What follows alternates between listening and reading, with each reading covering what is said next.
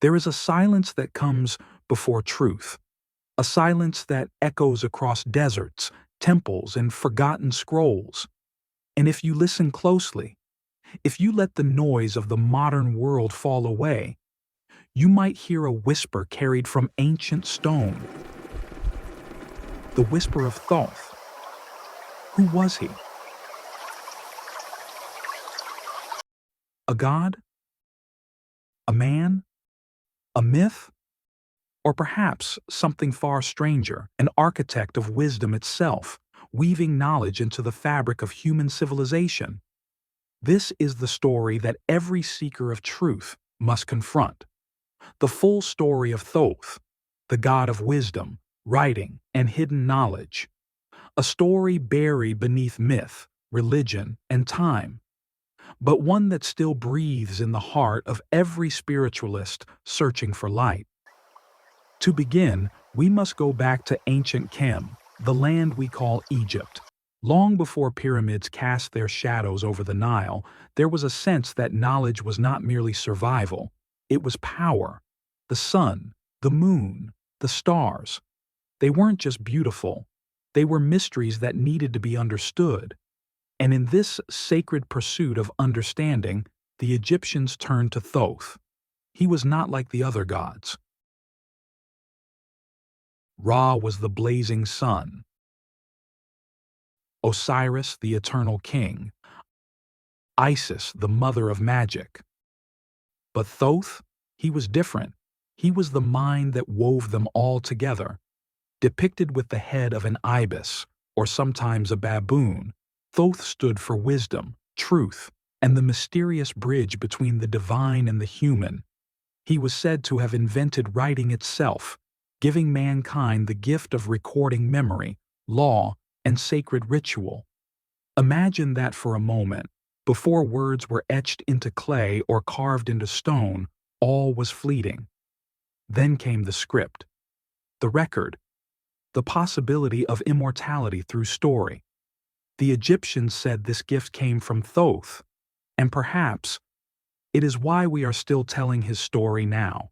But there is more to Thoth than just a scribe of the gods. He was the balance keeper. In the weighing of the heart, where a soul was judged against the feather of Ma'at, the feather of truth, it was Thoth who recorded the outcome. He did not decide your fate, he merely wrote it. But in that impartial act, he became the silent witness of eternity. Some spiritualists see him as the reminder that truth is not something we own. It is something we uncover, something that exists beyond us, waiting to be inscribed. And yet, the story takes a stranger turn when we step outside Egypt. Because the figure of Thoth does not stay in one place. He migrates. He transforms. In Greek tradition, Thoth became Hermes Trismegistus, Hermes the thrice great, a fusion of the Egyptian god Thoth and the Greek god Hermes. It was said he possessed the wisdom of three worlds, the divine, the cosmic, and the human. The writings attributed to him, known as the Hermetica, became the foundation of Western mysticism. From alchemy to astrology, from the Renaissance Magi to modern occultism, the whisper of Thoth lives on through Hermes Trismegistus. And here is where the story deepens. Because many scholars argue that these texts were not written by a single man, or even in a single era. They are a patchwork, an echo chamber of wisdom spanning centuries. But to seekers, the authorship doesn't matter. What matters is the voice within them, a voice that seems to reach across time saying, as above, so below, as within, so without. The Hermetic maxim, a simple phrase, yet it contains a universe of meaning. For some, this is just mythology, but for others, it is a clue. And here is where the mystery sharpens. The so-called Emerald Tablet of Thoth, a legendary slab said to contain the secrets of alchemy, appears like a ghost throughout history. Alchemists believed it was written by Thoth himself, and that within its cryptic verses lay the formula for turning lead into gold. But many modern seekers suggest that the true gold was never material. It was spiritual, the transformation of the soul. Could it be that Thoth's ultimate gift was not just writing, not just knowledge, but the path of inner transmutation? At this point, I must confess something. When I first began to study Thoth, I thought he was just another myth, a colorful character among the many gods of Egypt. But the deeper I read, the more unsettling it became, because Thoth appears in too many places, under too many names. He is not confined by culture. He seems to bleed through the cracks of history itself. In Sumer, there is Nabu, the god of wisdom and writing. In India, the scribes of Yama echo his role in judgment. In Mesoamerica, there is Quetzalcoatl, the feathered serpent who brought knowledge and order. Different names, different forms, but the same essence. Could it be that humanity has been visited by the same archetype again and again? A teacher, a recorder, a keeper of balance? Some say yes, and some go even further, arguing that Thoth was not just a god, but a being. Here enters the Emerald Tablets of Thoth the Atlantean, a set of mysterious writings that appeared in the 20th century. They claim Thoth was a priest-king of the lost civilization of Atlantis, who journeyed to Egypt after his homeland sank beneath the waves. He was not immortal, but he knew the secrets of life and death, moving between incarnations at will. His mission? To guard the hidden wisdom of the ancients until humanity was ready.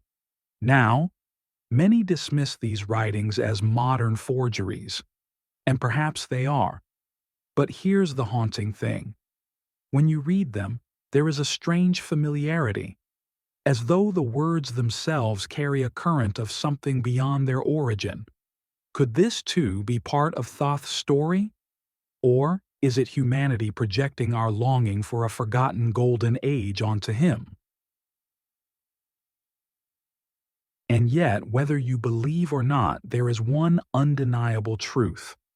The story of Thoth has shaped the way humanity thinks about knowledge, truth, and transformation. He reminds us that writing is sacred, that wisdom is not power unless it is lived. That truth must be recorded even when it is painful, and perhaps most importantly, he reminds us that wisdom often comes not from the loudest voice, but from the one who listens. Think about our world today. We are drowning in information. Billions of words written, uploaded, and forgotten every day. But information is not wisdom. Wisdom is the silence between the words, the weighing of the heart, the balance that Thoth kept so carefully. Maybe that is why his story still matters. Not because he was a god with the head of a bird, or a magician from Atlantis, or a figure hidden in Hermetic texts, but because he embodies something we are still searching for, a way to see clearly in the chaos, a way to weigh truth in a world of deception, a way to remember that knowledge is not an end, but a doorway. So here we are, thousands of years later. The pyramids still stand, the scrolls still whisper, and the name of Thoth has not been silenced. Perhaps he was a god, perhaps he was a myth, or perhaps, in some strange way, he is still here, watching, recording, guiding us through the labyrinth of our own becoming. The story of Thoth is not finished.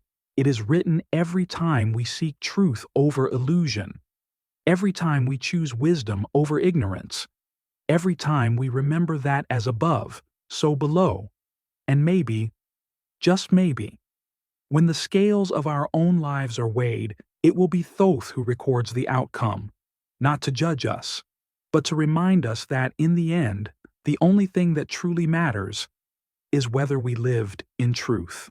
This is the full story of Thoth, at least the story as it has reached us. The rest? That belongs to you, to seek, to question, to carry forward. because the story of Thoth is, in some way, the story of all of us.